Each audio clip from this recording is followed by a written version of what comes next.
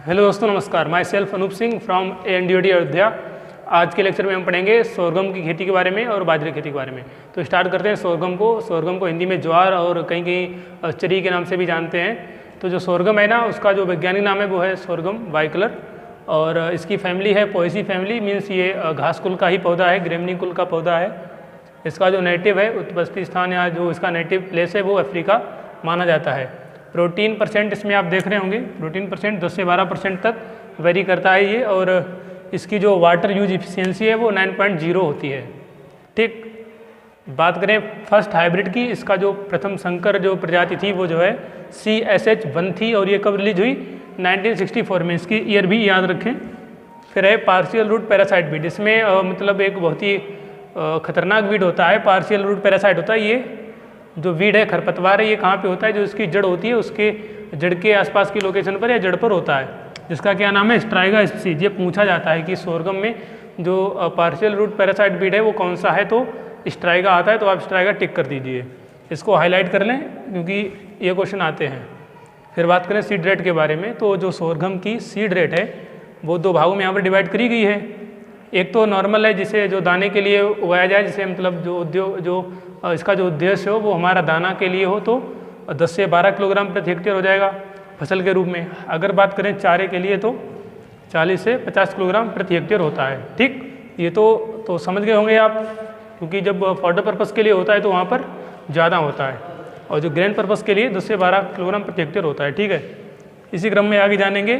Sorghum को camel crop के नाम से भी जाना जाता है। क्यों जाना जाता है? आप जानते हो कैमिल जो ऊँट होता है ना, वो पानी का जो इसका यूज इफिशियंसी काफ़ी लंबे समय तक रहता है। तो ऐसा इसमें भी है, क्योंकि ये जो गर्म क्षेत्र होते हैं, सूखा वाले क्षेत्र होते हैं, वहाँ पर भी ये ग्रो कर जाता है, क्योंकि इसमें सूखा के लिए क्या होता? प्रतिरोधक क्षमता अच्छी पाई जाती है, रेसिस्टेंसी होती है। तो इसीलिए इसको कैमिल क्रॉप के नाम से भी जानते हैं। बात करें मेल स्ट्राइल वैरायटी, तो सोरगम की जो मेल स्ट्राइल वैरायटी है जो थी वो कौन सी है? कंबाइन काफिर 60। इसको याद रखें, ये प्रश्न आते हैं। कंबाइन काफिर 60 इसकी पहली जो है मेल स्ट्राइल वैरायटी है।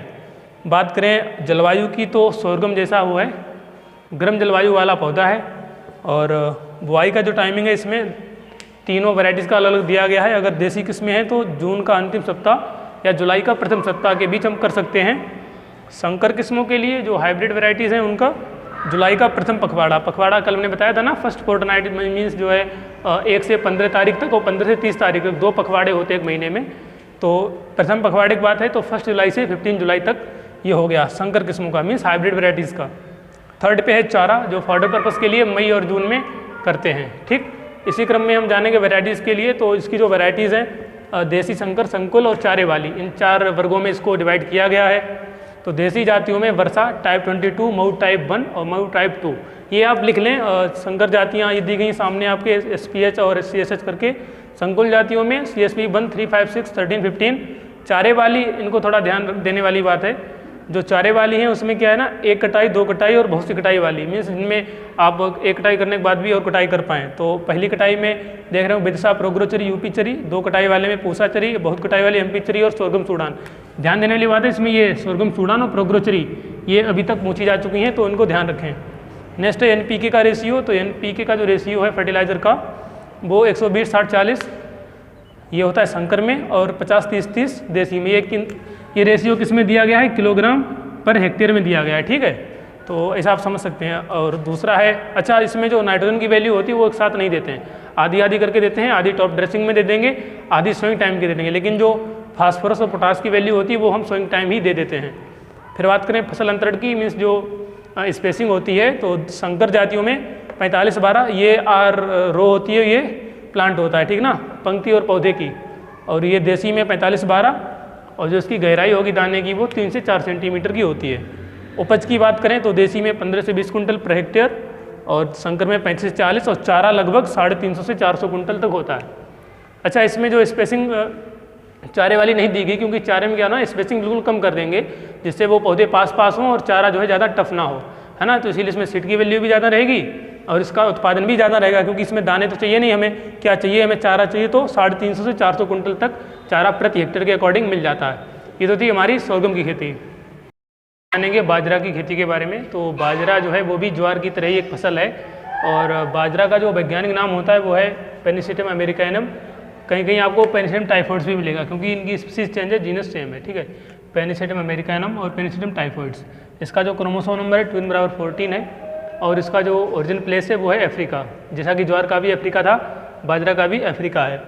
फैमिली क्या है इसकी? फैमिली भी पोएसी फैमिली के हैं। ये घास कुल का पौधा है जिसका पुराना नाम क्या है? ग्रेमनी, ठीक है। और इसके साथ हम बात करेंगे अन्य नाम, इसके और भी नाम दिए गए यहाँ पे, जैसे कैटल मिलेट है, कैंडल मिलेट है, डार्क मिलेट और स्पाइक्ड मिलेट के नाम से भी जाना जाता है, ठीक। अब बात करेंगे नेक्स्ट पॉइंट पे, तो हाईएस्ट क्वांटिटी ऑफ मिनरल्स। जितने भी सीरियल क्रॉप्स हैं उनमें सबसे ज़्यादा मिनरल्स किस में पाए जाते हैं? बाजरा में। कितना? 2.7% तक, मतलब 2.7% तक इसमें मिनरल्स पाए जाते हैं, सबसे ज़्यादा क्वांटिटी वाले। फिर बात करें प्रोटोगाइनस नेचर का है ये, ठीक है। आपने सुना होगा प्रोटोगाइनस प्रोटेंड्री। इसमें क्या होता है? ये गाइनस आया ना, गाइनस मीन्स जो फीमेल पार्ट होगा फूल का वो पहले आ जाएगा और जो मेल होगा वो बाद में। तो ये प्रोटोगाइनस नेचर का है, ठीक। ये पूछा जाता है प्रोटोगाइनस नेचर वाला क्वेश्चन। फिर बीज दर की बात करें तो बीज दर में क्या है? अगर डायरेक्ट सोइंग करी जाएगी तो 4 से 5 किलोग्राम प्रति हेक्टेयर, अगर ट्रांसप्लांटिंग करी जाएगी तो 2 किलोग्राम प्रति हेक्टेयर। इसमें ट्रांसप्लांटिंग वाला क्वेश्चन शायद आया है एक बार, तो ये ध्यान रखें कि ये जो ट्रांसप्लांटिंग है वो 2 kg है और सीधी बुवाई 4 से 5 किलोग्राम है। बात करें first hybrid of pearl millet, तो HB1, ये क्वेश्चन बहुत इंपॉर्टेंट है, इसको हाईलाइट कर लें। जो बाजरा का जो फर्स्ट हाइब्रिड है वो HB1 था और ये कैसे तैयार किया गया था? टिफ्ट 23A और BIL3B के द्वारा इनके जब क्रॉस हुआ तो HB1 प्रिपेयर हुआ वहाँ पे। और ये कब रिलीज किया गया? 1965 में, ठीक है। ये 3 क्वेश्चन यहाँ से बन गए हमारे। पहला हाइब्रिड क्या है? HB1 है, 1965 में रिलीज हुआ और किनसे किनसे बनाया गया था? टिफ्ट 23A और BIL3B के द्वारा। अब बात करें सुटेबल टेम्परेचर, तो इसकी फसल के लिए जो सही टेम्परेचर है वो 21 से 27 डिग्री सेल्सियस तक है। बात करें NPK के रेशियो, जो उर्वरक हैं उनका क्या अनुपात होना चाहिए? तो 80-100, 50-50, ये हाइब्रिड के लिए means 80-100 kilogram nitrogen, 50 kilogram phosphorus और 50 किलोग्राम पोटास या पोटेशियम। फिर 50-25-25 ये भी, ये देसी के लिए, देसी किस्में होंगी, जो लोकल वेराइटीज़ या जो स्थानीय किस्में हैं उनके लिए 50-25-25 का रेशियो रहेगा। और ये मात्रा किलोग्राम प्रति हेक्टेयर में है, ये ध्यान रखें। बात करें रोगों के बारे में, तो बाजरे में 2 बहुत ही प्रमुख रोग लगते हैं। एक तो अर्गट हो गया और ये अर्गट के बाद हरी बाली रोग जिसे ग्रीन ईयर डिजीज़ कहते हैं, इसे अर्गट स्क्लेरोसिस के द्वारा होता है ये हरी बाली रोग, ग्रीन ईयर डिजीज़, ये पूछे जाते हैं। अब बात करें इम्प्रूव्ड वेराइटीज़ की, तो वैरायटी आप देख रहे होंगे स्क्रीन पर।